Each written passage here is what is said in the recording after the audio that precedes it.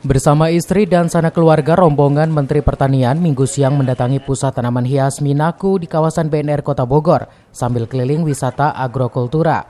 Mereka nampak antusias melihat etalase kebun yang menyimpan koleksi segudang jenis tanaman tropis yang tengah mendunia. Selain membeli salah satu jenis monstera langka seharga puluhan juta rupiah, rombongan juga belanja sejumlah tanaman andalan seperti calathea, alocasia hingga syngonium dengan kisaran harga di atas 1 jutaan per jenis. Sementara di tengah menawar harga dengan pengelola, sang menteri justru mendadak ikut promosi kepada sejumlah turis mancanegara yang kebetulan berbelanja via online. Pasalnya, pertanian tanaman hias tropis lokal memiliki potensi bisnis ekspor yang cukup menjanjikan. Ya, dan takjub sekali. Ya, terkesan apa namanya ya, sampai segitunya gitu. Jenis-jenis tanaman bisa semahal itu kan heran ya. Tadi apa yang dilihat, Bu? Yang macam-macam apa, Bu, tanamannya, Bu?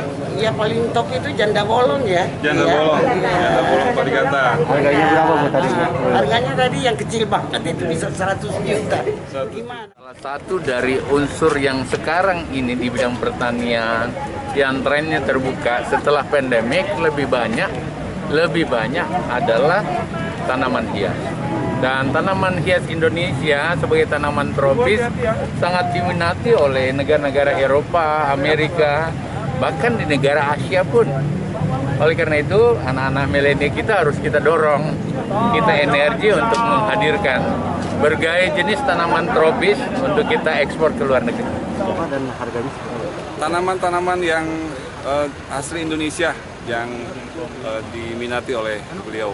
Diantaranya apa? Tadi Kayak alocasia yang lagi tren sekarang, alocasia Jack.